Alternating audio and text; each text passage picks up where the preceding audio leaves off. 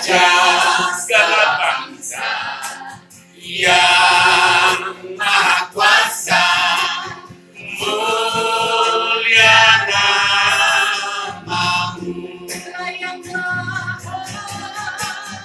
Layaklah segala bangsa sujud kepadamu. Engkau Yesus yang kudus, Engkau Yesus yang kudus, layak disembah.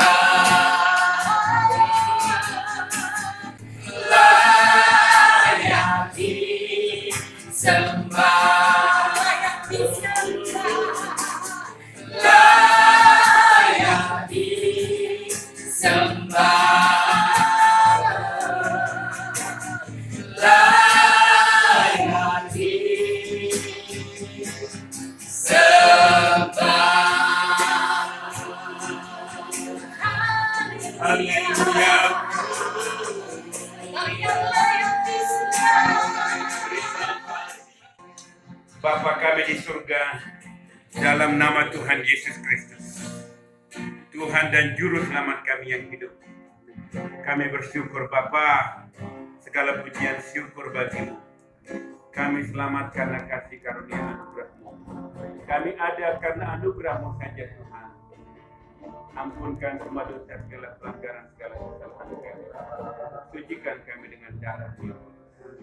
Layakkan kami, hidup kami, keluarga kami, saudara-saudara kami, ibadah kami ini biarlah berkenan di hadapan-Mu, menjadi dupa yang berbau harum di hadapan-Mu.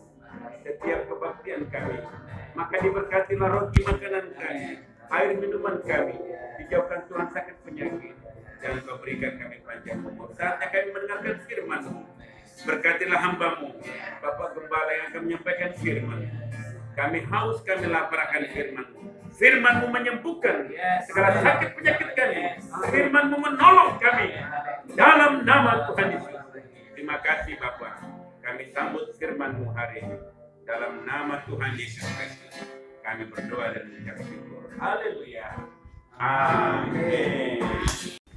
Baik, Bapak Ibu Saudara yang saya kasih dalam Tuhan, senang berjumpa kembali bersama dengan saudara-saudara, jemaat Tuhan, umat Tuhan, dan secara khusus Jemaat GTDI Jatinegara 195 Kampung Melayu. Saya percaya sampai dengan malam hari ini kita ada semua karena anugerah Tuhan. Dan saya merasakan bahwa sukacita, damai sejahtera, pemeliharaan Tuhan tetap menjadi milik dan bahagian kita. Malam ini kita akan melihat satu kebenaran firman Tuhan yang saya percaya Tuhan mau supaya sungguh-sungguh kita boleh menjadi berkat bagi bangsa ini. Seperti yang Yesaya 60 nyatakan kepada kita. Kita akan membuka Alkitab kita dari Yesaya pasal yang ke-60 ayat yang pertama sampai dengan ayat yang kelima. Judulnya di sana adalah kemuliaan Sion yang akan datang. Nah, Sion itu bicara tentang gereja. Inilah kemuliaan gereja yang akan datang. Saya akan bacakan buat kita dari ayat yang pertama sampai dengan ayat yang kelima. Demikian firman Tuhan. Bangkitlah, menjadi teranglah, sebab terangmu datang, dan kemuliaan Tuhan terbit atasmu. Sebab sesungguhnya kegelapan menutupi bumi, dan kekelaman menutupi bangsa-bangsa. Tetapi terang Tuhan terbit atasmu, dan kemuliaannya menjadi nyata atasmu. Bangsa-bangsa berduyun-duyun datang kepada terangmu, dan raja-raja kepada cahaya yang terbit bagimu. Angkatlah mukamu dan lihatlah ke sekeliling. Mereka semua datang berhimpun kepadamu. Anak-anakmu laki-laki datang dari jauh, dan anak-anakmu perempuan digendong. Ayat yang kelima. Pada waktu itu engkau akan heran melihat dan berseri-seri. Engkau akan tercengang dan akan berbesar hati, sebab kelimpahan dari seberang laut akan beralih kepadamu, dan kekayaan bangsa-bangsa akan datang kepadamu. Yang percaya firman Tuhan katakan amin. Nah, Bapak Ibu Saudara, malam ini kita bicara tentang satu tema, yaitu menjadi terang. Inilah kerinduan Tuhan bagi saudara dan saya yang adalah gerejanya. Tuhan mau supaya kita kembali kepada panggilan kita yang semula, yaitu menjadi terang. Saudara-saudara, pertanyaannya, mengapa Tuhan itu rindu melihat kita menjadi terang? Saudara-saudara, ayat yang kedua tadi dikatakan, ini alasannya kenapa Tuhan itu rindu melihat saudara yang adalah gerejanya menjadi terang bagi dunia ini, termasuk bagi keluarga, bagi generasi dan bagi bangsa kita. Alasan yang pertama, Alkitab berkata demikian, sebab sesungguhnya kegelapan menutupi dan kegelapan menutupi bangsa-bangsa. Tetapi terang Tuhan terbit atasmu dan kemuliaannya menjadi nyata atasmu. Inilah alasan kenapa Tuhan itu rindu melihat kita menjadi terang. Yang pertama adalah karena kegelapan sedang terjadi di atas bumi ini, termasuk di atas bangsa kita. Kegelapan sedang menutupi bumi ini karena dosa, saudara. Saking gelapnya, saudara, orang sudah tidak bisa lagi membedakan mana uang pribadi dan mana uang negara, mana uang gereja dan mana uang pribadi, mana kamar istri dan mana kamar istri pembantu. Sudah tidak bisa membedakan lagi. Karena apa? Karena dunia ini sedang ada dalam kegelapan karena dosa. Itulah sebabnya Tuhan rindu melihat saudara dan saya menjadi terang bagi dunia ini, karena dunia sedang ada dalam kegelapan karena dosa. Itu alasan yang pertama. Yang kedua, kenapa Tuhan rindu melihat kita menjadi terang? Karena Alkitab berkata begini, karena waktu kita menjadi terang, maka bangsa-bangsa akan datang kepada terang itu. Saya akan bacakan ayat yang luar biasa, saudaraku, dari pasal yang ke-60, Yesaya 60 ini, ayat yang ketiga dulu. Ini alasannya kenapa Tuhan itu rindu melihat kita menjadi terang. Karena waktu kita menjadi terang, maka bangsa-bangsa akan datang kepada terang itu. Alkitab berkata begini, ayat yang ketiga, bangsa-bangsa berduyun-duyun datang kepada terangmu, dan raja-raja kepada cahaya yang terbit atasmu. Ayat yang kelima dikatakan begini, pada waktu itu engkau akan heran, melihat dan berseri-seri. Engkau akan tercengang dan akan berbesar hati, sebab kelimpahan dari seberang laut akan beralih kepadamu, dan kekayaan bangsa-bangsa akan datang kepadamu. Ayat yang luar biasa lagi, ayat yang ketujuh dikatakan begini, segala kambing domba Kedar akan berhimpun kepadamu, domba-domba jantan Nebayot akan tersedia untuk ibadahmu. Semuanya akan dipersembahkan di atas mezbahku sebagai korban yang berkenan kepadaku, dan aku akan menyemarakan rumah keagunganku. Ayat yang terakhir dikatakan begini, tidak akan ada lagi kabar tentang perbuatan kekerasan di negerimu, tentang kebinasaan atau keruntuhan di daerahmu. Engkau akan menyebut tembokmu, dikatakan selamat, dan pintu-pintu gerbangmu pujian. Saudara, inilah janji Tuhan buat kita.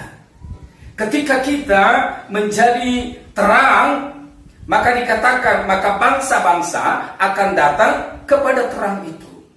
Sebab itu saya sebagai seorang hamba Tuhan mendorong saudara, jemaat Tuhan di TDI secara khusus, saudara, mari jangan sembunyikan terangmu. Ketahuilah bahwa setiap saudara dan saya itu berharga dan penting, saudaraku, bagi kerajaan Tuhan, bagi keluarga, bagi gereja lokal, bagi lingkungan di mana kita berada. Sebab itu saudaraku, pastikan terang saudara dan saya bercahaya. Mari kita pastikan, saudara, apakah terang Tuhan itu bersinar lewat kehidupan kita. Nah, pertanyaan yang kedua yang perlu kita pertanyakan, saudaraku, apa yang menjadi penghalang sehingga terang Tuhan itu tidak bersinar? Saya ingin menyampaikan dua hal buat kita malam hari ini. Saudara, ada dua hal yang membuat umat Tuhan tidak bisa memancarkan terang Tuhan yang sudah terbit atasnya. Injil Markus pasal yang keempat ayat yang ke-21. Saya akan bacakan buat kita dengan cepat. Perumpamaan tentang pelita dan tentang ukuran. Dikatakan begini, lalu Yesus berkata kepada mereka, orang membawa pelita bukan supaya ditempatkan di bawah gantang atau di bawah tempat tidur, melainkan supaya ditaruh di atas kaki dia. Sebab tidak ada sesuatu yang tersembunyi yang tidak akan dinyatakan, dan tidak ada sesuatu yang rahasia yang tidak akan tersingkap. Barang siapa mempunyai telinga untuk mendengar, hendaklah ia mendengar. Saudara-saudara, inilah dua alasan yang membuat umat Tuhan tidak bisa memancarkan terang Tuhan. Alkitab berkata, saudaraku, orang membawa pelita bukan supaya ditempatkan di bawah gantang atau di bawah tempat tidur, melainkan dikatakan supaya ditaruh di atas kaki dia. Nah, saudara-saudara, penghalang yang pertama yang membuat umat Tuhan tidak bisa memancarkan terang Tuhan dikatakan adalah gantang. Apa sih yang dimaksud dengan gantang?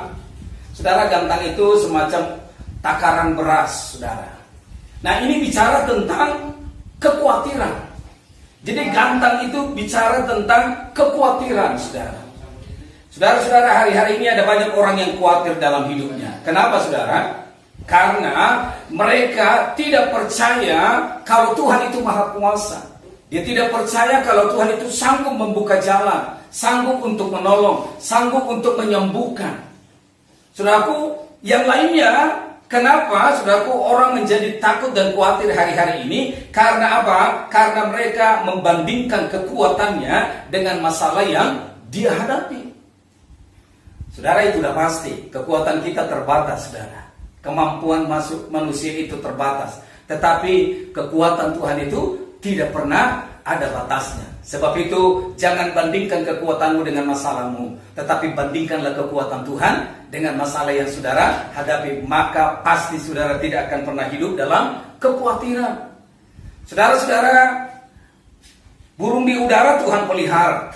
Saya tidak pernah menemukan ada seekor burung, saudaraku, yang jatuh dari udara karena kelaparan. Saya tidak pernah menemukan itu. Saudaraku, selalu belajar untuk belajar dari iman dari seorang, kalau kita sebut asisten rumah tangga atau pembantu rumah tangga, saudara. Ketika pembantu rumah tangga ini bekerja pada tuannya, saudara, pembantu rumah tangga ini tidak pernah khawatir tentang apa yang akan dia makan, dia minum di rumah majikannya. Tetapi pembantu rumah tangga ini yakin betul waktu dia bekerja pada tuannya, maka semua sandang, pangan, dan papannya pasti disediakan. Saudara-saudara, saya percaya bahwa Yesus adalah Tuhan yang kita layani. Dia adalah majikan yang penuh dengan belas kasihan. Kalau kita melayani Tuhan, kita percaya dan bekerja untuk Tuhan, percayalah engkau tidak akan pernah meminta-minta. Pasti Tuhan pelihara kita. Mari belajar dari iman dari seorang pembantu rumah tangga. Saudaraku, yang berikutnya apa? Yang berikutnya adalah gantang kebisuan. Saudara-saudara, jangan izinkan iblis untuk membungkam saudara. Tahukah saudara, perbudakan di Amerika itu dihapuskan karena apa? Karena ada seorang anak muda, saudaraku, yang bernama Abraham Lincoln. Saudaraku, dia berani bersuara, dia berani menyuarakan untuk menentang perbudakan. Bagaimana dengan kita, saudara? Hari-hari ini ada banyak orang yang diperbudak oleh dosa. Mari saudaraku, jangan bungkam. Suarakan suara kebenaran yang akan melepaskan setiap orang dari perbudakan dosa. Jangan bisu, saudara. Hari-hari ini ada banyak orang yang kebingungan. Tapi saya percaya ketika kita bawa kabar baik, kabar keselamatan itu, maka saya percaya pasti akan ada kelepasan buat orang-orang yang diperbudak oleh dosa hari-hari ini. Saudara-saudara, jadi alasan yang pertama kenapa saudaraku, kita umat Tuhan tidak bisa memancarkan terang Tuhan itu yang sudah ada atas kita, karena ada gantang kekhawatiran, ada gantang kebisuan. Dan yang berikutnya adalah gantang kepentingan diri sendiri. Ini yang membuat umat Tuhan tidak bisa memancarkan terang Tuhan yang sudah terbit atasnya. Saudara, saya mau katakan begini, Yesus tidak akan menyatakan kemuliaannya bagi orang yang mementingkan diri sendiri, bagi orang yang egois. Tapi Tuhan mau supaya kita perhatikan orang lain yang hari-hari ini hidupnya, saudaraku, miskin. Hari-hari ini banyak orang yang hidupnya melarat, tidak punya apa-apa, saudaraku. Dan saya mau katakan begini, saudaraku, mujizat akan terjadi waktu kita mulai memperhatikan orang lain. Saudara ingat kisah tentang seorang anak kecil yang punya 2 ekor ikan, 5 ketul roti? Saudaraku, ketika dia menyerahkan apa yang ada padanya, saudara-saudara, dia tidak egois. Tetapi waktu dia menyerahkannya, Alkitab berkata 5.000 orang makan, bahkan sisa 12 bakul. Rahasia pelipat gandaan itu terjadi kalau kita membuang sifat yang namanya mementingkan diri sendiri. Kalau kita membuang yang namanya sifat egois, saudara. 2 Korintus pasal yang ke-9 ayat yang ke-10 dikatakan di sana, Tuhan memberikan roti untuk dimakan dan benih untuk ditabur. Untuk orang miskin sekalipun Tuhan tetap sediakan. Saudaraku, bagi anak kecil yang punya 2 ekor ikan dan 5 ketul roti, itu adalah benih. Dan dia tidak memakannya. Dan ketika benih ini ditabur, saudara lihat pelipat gandaan terjadi, saudara. 5.000 orang makan, 12 bakul, sisanya, saudara. Saudara ingat tentang janda yang ada di Sarfat? Alkitab berkata dia cuma punya minyak dalam buli-buli dan tepung sedikit. Dan saudaraku, saya mau katakan itu adalah benih. Dan dikatakan dia tidak memakannya sendiri, tapi dikatakan dia tabur, saudaraku. Dia tidak mementingkan diri sendiri sehingga mujizat boleh terjadi. Ada berkat yang kita terima, saudaraku, itu sebagian menjadi benih. Tapi ada sebagian yang perlu kita makan. Saudara, jangan habiskan semuanya. Maka saya percaya kita pasti akan menuai. Siapa penabur, dia pasti akan menuai. Saya berdoa supaya kita bersih dari roh mementingkan diri sendiri ini, sehingga kita bisa berfungsi kembali menjadi garam dan menjadi terang untuk bangsa, keluarga, termasuk untuk negeri kita. Yang kedua, saudara, yang terakhir, apa yang membuat umat Tuhan itu tidak bisa memancarkan terang Tuhan?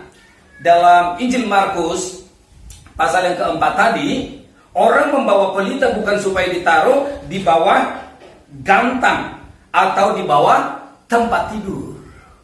Saudara, ini alasan yang kedua kenapa umat Tuhan tidak memancarkan terang Tuhan, yaitu dikatakan tempat tidur.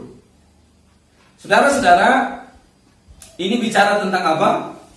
Saudara, tempat tidur itu pasti berbicara tentang kekudusan. Tempat tidur itu bicara tentang kekudusan. Saudara dengarkan ini, kalau kekudusan tidak ada dalam keluarga, kalau kekudusan tidak ada dalam gereja, kalau kekudusan tidak ada dalam pekerjaan dan dalam pelayanan, maka pasti kegelapan sedang ada di sana. Sebab itu, saudaraku, saya mendorong setiap kita hiduplah dalam kekudusan supaya rumah tangga kita tidak hancur. Hiduplah dalam kekudusan supaya bisnis kita tidak hancur, supaya pelayanan kita tidak hancur. Kalau kita, saudaraku, mau dipakai oleh Tuhan, saya mau katakan, yang Tuhan minta adalah biarlah kita hidup dalam kekudusan. Jangan main-main dengan dosa. Saya memberitahu buat kita, iblis itu serius untuk menyeret saudara supaya saudara masuk neraka, saudara, ya, supaya kita masuk dalam kerajaannya, dan pada akhirnya kita akan mati dalam kekekalan, yaitu dalam kerajaan kegelapan, saudara. Saudaraku, yang kedua, tempat tidur itu bicara tentang kemalasan. Nah, Amsal pasal yang ke-6 ayat yang ke-10 sampai dengan ayat yang ke-11, saudara nanti baca di sana, dikatakan kalau orang itu malas, sukanya cuma tidur, maka mereka akan kehilangan tuayan, saudara. Mereka akan kehilangan tuayan. Berapa banyak di antara saudara yang hari-hari ini, ya, mungkin ya 1 tahun bahkan setengah tahun terakhir ini yang memenangkan jiwa buat Tuhan? Saudara bisa jawab dalam hati saja.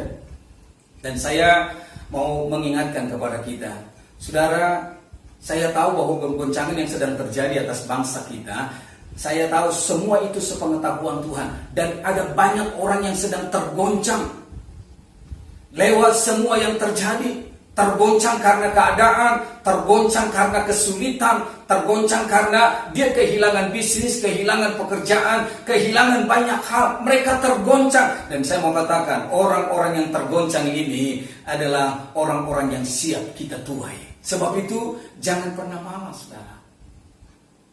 Alasan kenapa gereja tidak mengalami penuaian, alasannya di sini, saudara. Malas berdoa, malas bersaksi, malas untuk, saudaraku, melayani Tuhan, malas dalam banyak hal. Nah, artinya begini, saudaraku, orang yang malas, yang cuma, saudaraku, kerjaannya hanya tidur saja, maka bukan hanya dia hilang ketuaian, tetapi orang itu pasti akan mengalami kemiskinan, kata firman Tuhan. Saya melihat bahwa tidak ada orang yang kaya, saudaraku, yang malas-malasan. Ya, orang malas itu pasti identik dengan kemiskinan. Saudaraku, jarang ada orang yang malas menjadi kaya, tetapi orang itu pasti miskin. Entah itu secara jasmani maupun secara rohani. Orang kalau malas baca firman, tidak mungkin dia kaya akan firman Tuhan. Ya, malas doa, tidak mungkin dia mengalami kekuatan, tidak mungkin. Ya, sama orang yang malas bekerja, tidak mungkin dia kaya secara jasmani, saudara. Jadi kemalasan itulah yang membuat kita, sehingga kita tidak bisa menjadi terang bagi keluarga, bagi bangsa, bahkan bagi generasi di mana kita ada hari-hari ini. Nah, doa saya, biarlah kita memiliki karakter, saudaraku, seorang petani, seorang pekerja keras. Saya percaya, hari-hari ini saya tahu adalah hari-hari penuaian. Sebab itu, mari terus, saudaraku, layani Tuhan. Mari, saudaraku, terus kabarkan firman Tuhan. Ya, terus bersaksi, terus sampaikan, saudaraku, kekuatan kepada orang-orang yang lemah. Maka saya percaya hidup saudara pasti menjadi garam dan menjadi terang. Saya berdoa biar kebenaran ini terus memotivasi, mendorong kita dan memberkati setiap kita.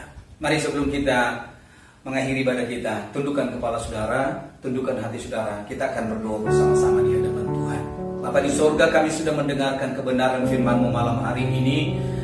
Kerinduan Tuhan adalah supaya setiap kami gereja-Mu, kami yang adalah umat-Mu, kami boleh bangkit dan kami boleh menjadi terang bagi keluarga kami, bagi generasi kami, termasuk bagi bangsa kami.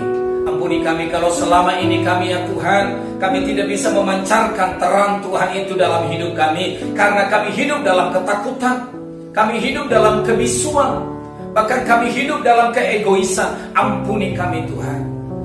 Bahkan malam ini kalau Tuhan temui, Tuhan dapati kami, Tuhan, Engkau mendapati kami hidup dalam kecemaran, hidup kami tidak hidup dalam kekudusan, sehingga kami mengalami banyak kegagalan. Tuhan, ampuni kami. Kami rindu, biarlah apa yang kami lakukan, kerjakan itu berhasil. Sebab itu biarlah kekudusan Tuhan ada pada kami. Dan kalau selama ini karena kemalasan kami tidak menjadi terang, ampuni kami Roh Kudus, ampuni kami jemaatmu dimanapun kami ada. Bahkan kami yang sedang mengikuti dan mendengarkan kebenaran firman Tuhan malam hari ini, biarlah darah Yesus menguduskan kami, tapi biarlah roh kami menyala-nyala dalam doa, dan kami akan terus melayani Tuhan, karena kami tahu kami sedang hidup dalam zaman di mana kami sedang melihat bahwa ladang sudah menguning, tuaian sudah menguning. Biarlah kami menjadi alat sebagai penuai-penuai di akhir zaman ini, untuk nama Tuhan boleh dipermuliakan. Terima kasih untuk seluruh jemaat-Mu yang sampai dengan malam hari ini tetap mengikuti ibadah dengan antusias, dengan semangat yang menyala-nyala. Mari Tuhan jamah dan kuatkan umat-Mu, ya Tuhan. Kami berdoa, mari sembuhkan yang sakit, kuatkan yang lemah, hibur yang berduka, bukakan jalan buat setiap umat-Mu yang sedang menghadapi jalan buntu, termasuk mereka yang sedang menghadapi, Tuhan Yesus, kesulitan dalam pekerjaan, dalam keuangan. Kami berdoa dalam nama Yesus, Tuhan. Kami yakin dan percaya Engkau tidak akan pernah kecewakan orang-orang yang menaruh harap sama Tuhan. Inilah doa kami. Kami yakin dan percaya Tuhan, Tuhan yang menolong kami supaya sungguh kami menjadi garam, menjadi terang di tengah-tengah bangsa di mana kami hidup. Kami berdoa hanya di dalam nama Yesus Kristus Tuhan. Kami bersyukur dan berterima kasih. Haleluya. Haleluya. Amin.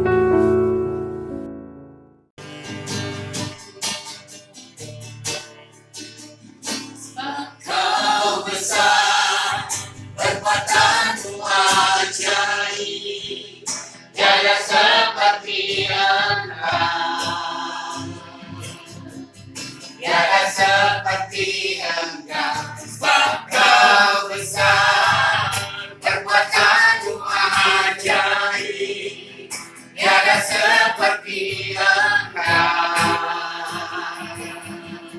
tiada seperti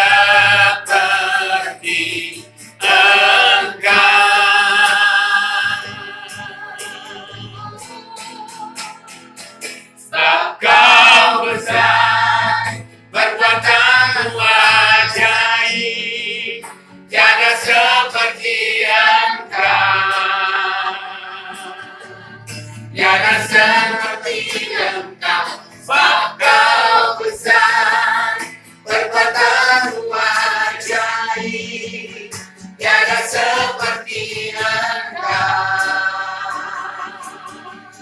tiada seperti Engkau, tiada seperti Engkau, tiada seperti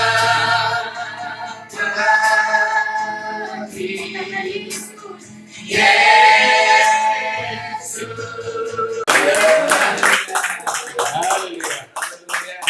Bapak, terima kasih. Mari sempurnakanlah seluruh doa, pujian, dan penyembahan kami.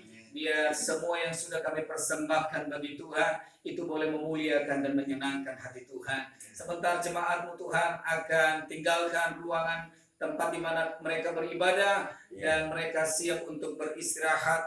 Mari Tuhan, sebelum kami mengakhiri ibadah kami buka tangan kami dan kami arahkan hati kami kepada Tuhan. Mari jemaat yang dikasihi oleh Tuhan dimanapun saudara berada, mari kita buka tangan kita dan arahkan hati saudara kepada Tuhan.